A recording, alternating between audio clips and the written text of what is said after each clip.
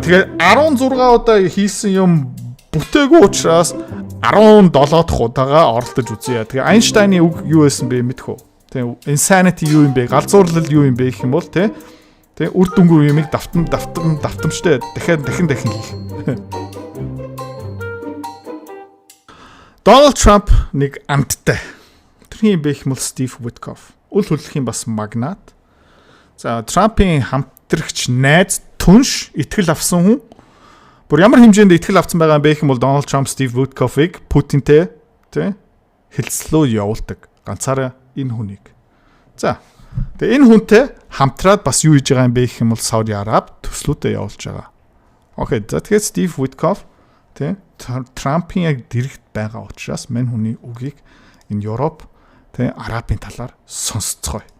The Gulf Coast could be one of the most undervalued opportunities if we get peace and stability throughout the region. If we solve Iran and you can finance in that market, the Israelis are brilliant from a technological standpoint. They've got a huge technological... Энэ Арабын хэсэг. За. Ирак, Иран, Сауди Араб, Катар, Кувейт юугаар дүүрсэн байгаа юм бэ? Эрчим хүч, газ, нефть. За, ирээдүйн алт юу юм бэ? Эрчим хүч, дата центр, хэмэл ойхон, тооцоолол. Cash. Окей. За. Тэгээ Израильчууд технологийн дээр амар сайн. За тэгээ Ираны асуудлыг шийдчих юм бол энэ террористик санхүүжил дандаа ингээ хоорондоо алддаг эдийн засаг нураадаг, ард түмнийхээ эсрэг үйлдэл хийдэг, эдийн засгийг ингээ өсөлтийн эсрэг хүмүүсийн тэр гайтай юм ингээ шийдчихэд тийм ээ тийш хөрөнгө олт хийгээд эхлэх юм бол тэр эдийн засгийг чөлөөлчих юм бол тийм дэлхийн баг хамгийн өндөр өсөлт гаргах магадaltaй район шүү. 100% үнэ.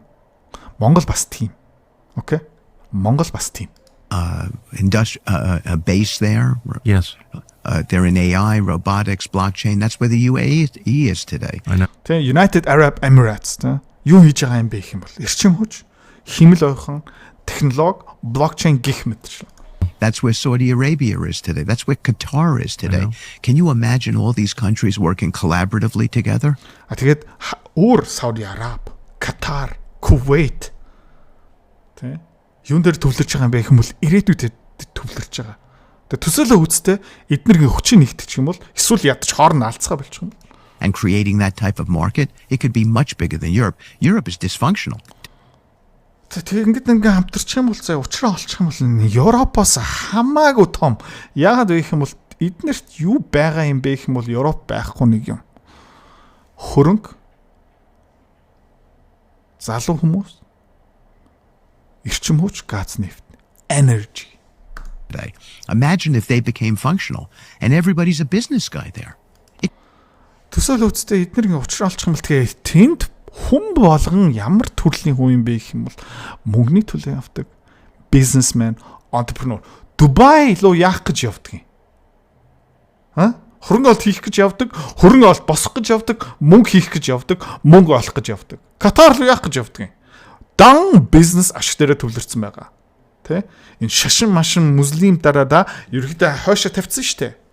Тэ? Тэд нар юу төвлөрч байгаа юм бэ гэх юм худалдаа, хуулийн орчин, хөрөнгө олт үл хөдлөх, тэ? Татвар багтай юуны төлөө юм бэ гэх юм бол ашиг бол. Гэхдээ томоотой бай.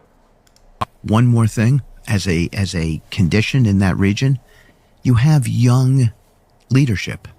You have young leadership in Тэгээ нэмээ хэлэхэд тэнд өтөрч байгаа улсыгаа ингээд тий малалж байгаа хүмүүс бүгдээ залуу хүмүүс. MBS. You have relatively young leadership in the UAE. UAE бас залуу хүмүүс. You have relatively young leadership, new leadership in Qatar. Тэгээ Катар дотор шинэ манлайлагч. Сирия улс окей тэр хүнийг би зөндөө шоолж исэн. Гэхдээ тий тэр Ал-Жулани биш үү? Катарын араас явчих юм бол Сириад бас юу байгаа юм бэ гэх юм бол газ, нефть дүүрсэн байгаа шүү дээ. Яг адилхан юм хийх боломжтой байхгүй юу? Тэгээд Трамп арны даачих юм бол магадгүй. People who don't have the old sensibilities, people who want to do business, who realizes like Trump's way is people vote their pocketbook, right? So he wants to bring the bacon home to the United States. I think everybody's bought into that over. Тэгээд Трамп юу ойлгоцсон байх юм бол эдгээр бүгдээ бизнес хиймээр байна, хөрөнгө оруулалт хиймээр байна, хилцэл хиймээр байна, 8 хилцмээр байна, ашиг олмоор байна, илүү баян болгомоор байна, эдийн засгаа хөгжүүлмээр байна. Тийм учраас Трамп тийш явсан байхгүй юу? Европт очоогүй. The GCC. I agree. I mean, we're reverting to like human nature. People want stability and prosperity for sure. Correct. Тэ. Тэгээ хүний натур юу юм бэ гэх юм бол энийг төлөө шүү дээ. Ашиг хий, 8 хий энэ цалингаа зэвсэг зарцуулъя тэхөө. Тэ? За эх жилийн цалингаа би терроризм санхүүжүүлнэ. Тийм хүн байхгүй штэ. Окей.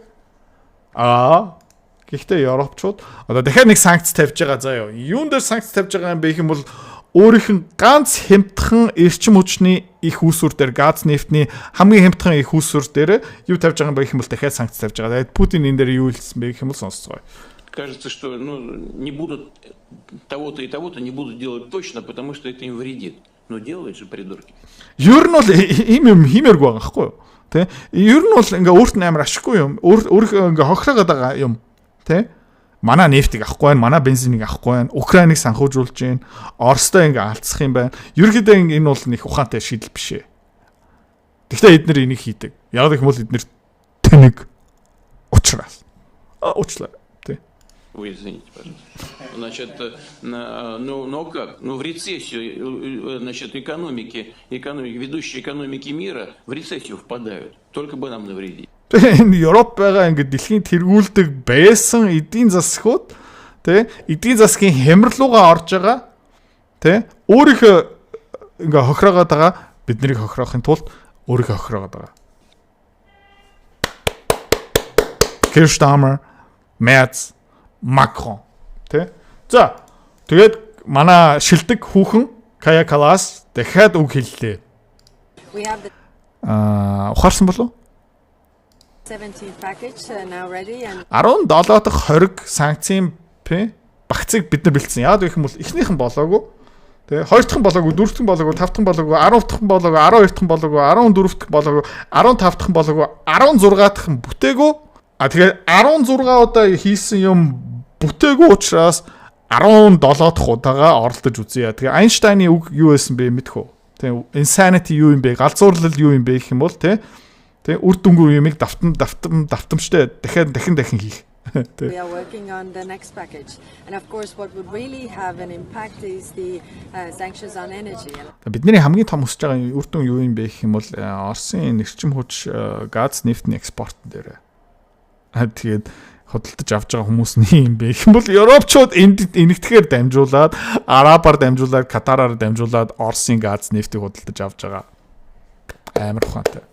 That's why we're also working on the roadmap to get rid of Russian energy. За бид нар бас өөр ямар төслөөр ажиллаж байгаа юм бэ гэх юм бол энэ Оросын эрчим хүчний импортоос бид нар салмаар байгаа. Тийм учраас бид нар 2-3 дахин үнээр Катараар авж байгаа. Катараас авж байгаа. Америкчуудаас 2.5 дахин өндөр үнээр авж байгаа.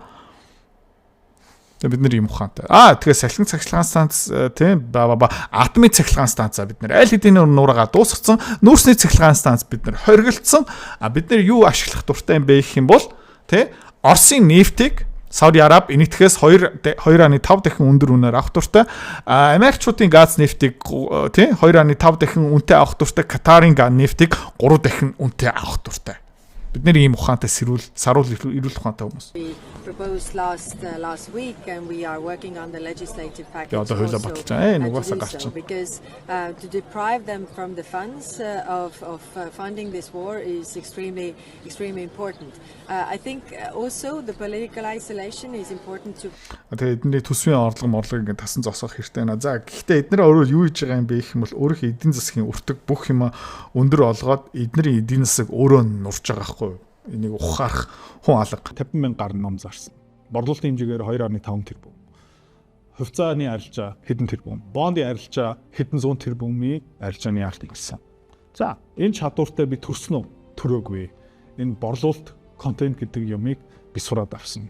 Магадгүй чи өөрөө нэг бизнестэй, нэг өөрийнхөө бүтээгдэхүүнтэй нэг үйлчлэгээтэй. Юу дутж байгаа юм бэ гэх юм бол би таачи. Чанд борлуулалт дутж байгаа. За, чи яг миний энэ чадварыг эзэмшиж авмаар байгаа юм бол одоо сонсоно. Менторшип хөтөлбөрийг би гаргасан. Нэр нь юу юм бэ гэх юм бол борлуулалтын нууц. 500 гаруй хуудас контент, 100 гаруй видео хичээл, Тэгээ онцгой юм юу юм бэ гэх юм бол 1000-аас илүү дасгалтай. За энэ менторшип хөтөлбөрөөр дамжуулаад би чиний бизнесийн санаагаас авахуулаад анхны харилцагч контентээрээ дамжуулах хүртэл бүх юм орцсон байна. Дэлгэрүү мэдээл доор. За амжилт нүрэхэд бэлэн байна уу? Дасгал хийх бэлэн байна уу? Борлуулалт хиймээр байна уу? Гэх нь бол доор. Линкэн дээрээ дараарай. За одоо контент дээр өөрчлөлөө. Тэгээд дөнгөж сая Bloomberg-ээс юу гарсан бэ гэх юм бол Орос эдийн засаг төсвийн орлогын чарт гараад ирсэн. Хэдүүлээ хамт харцгаая. Минийх биш. Энэ Оросын мэдээлэл биш. Энэ Европын мэдээлэл биш заяа. Энэ Bloomberg-аас. За. Окей.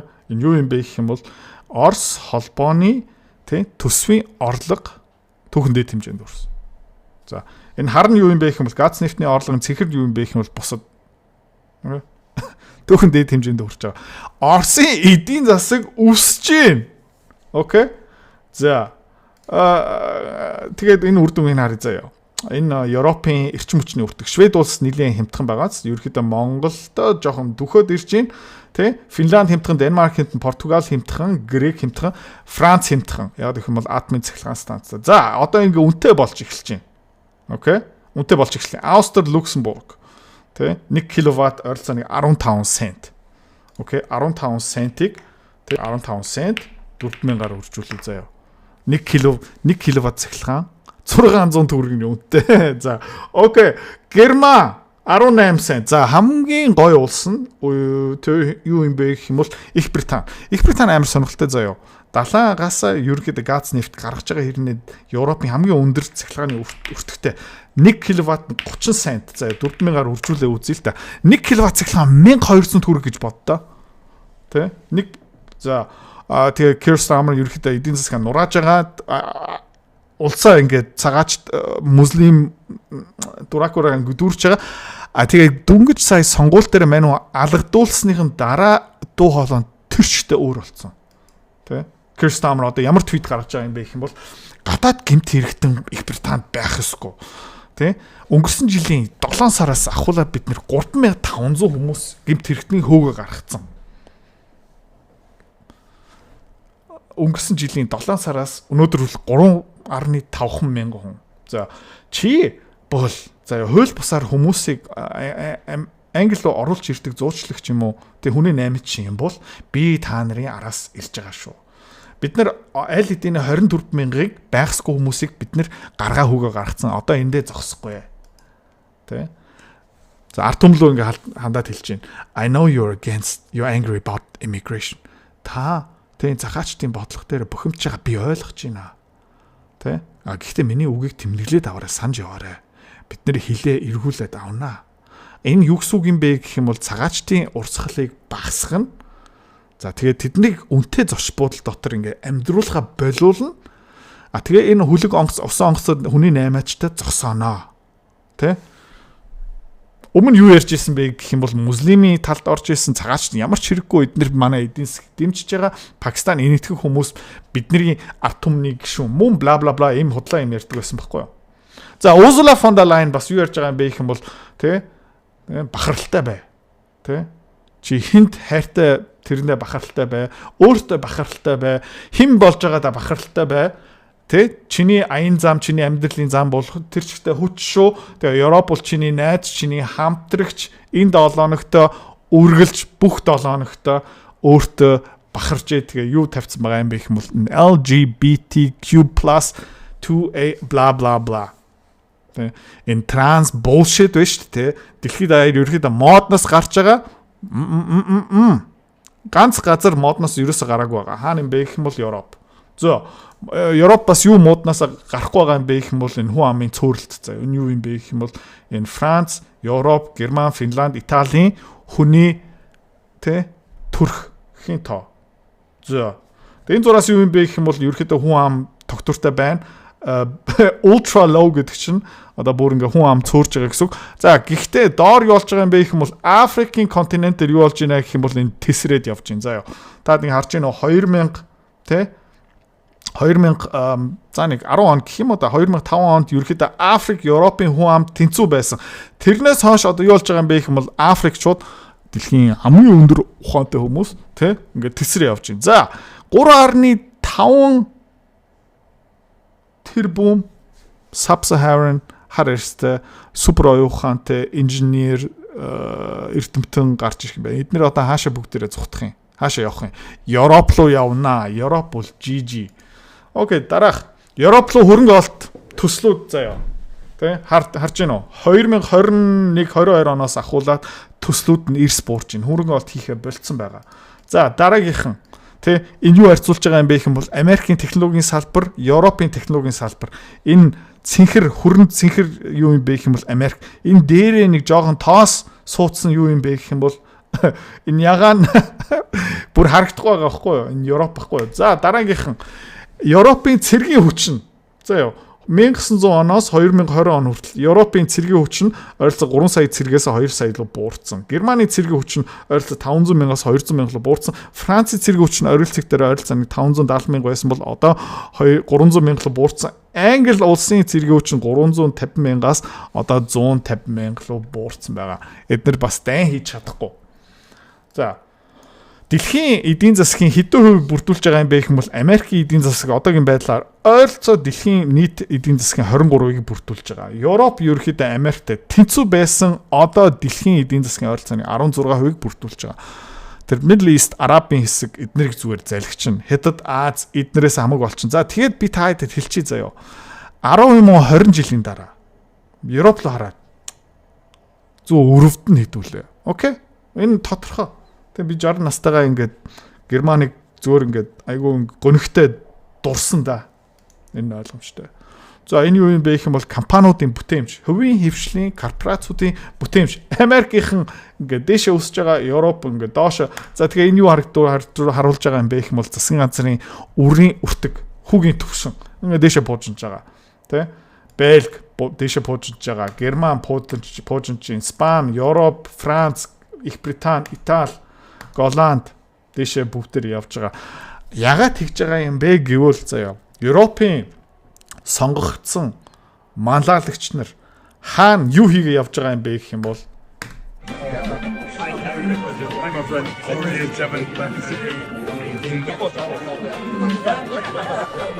энэ хүчлийн бичлэг тий 3 хоногийн өмнө Зеленскийтэй уулзсан биш үү? 7 хоногийн өмнө Зеленскийтэй уулзсан биш үү? Хоёр дол ямар олон удаа Зеленскийтэй уулздаг юм бэ? Юу хийгээд байдаг юм бэ? Энэ одоо төрийн нарийн бичгийн юу хийдгийг, сайд нар нь ерөөхдөө юу хийдгийг, Бундесканцлер ерөнхийлөгч ерөнхий сайд нь ер нь юу хийгээ яваад байдаг юм бэ? Тэ төсөөл үзтээ манай окей буруу окей манай нэг сайд заяа. Данна тэ иймэрхүү юм руу яваад байсан бол бид нар юу хэлэх байсан. Тэ шүмжих байсан баха. Европ бай бай. Европ дуусаа. Бай бай. Тэ 5-10 жилийн дараа бид нар зүгээр дахиад хэлээ заяа. Хайр юм. Тэгээд Трамп биш тэ Европыг тоохоо болцсон. Тоохоо болох хэрэгтэй. Тэ Араб руу харъя. Аз руу харъя. Тэ энэ Европ заяа тэр хар ярьсангуудаар живчин. Өрөндөө живчин хөгшөрчин хөрөнгө олт байхгүй. За тэгээ ард иргэд нь бослогын Европын холбоо бутарнаа. Хурдан шиг бутараасаа.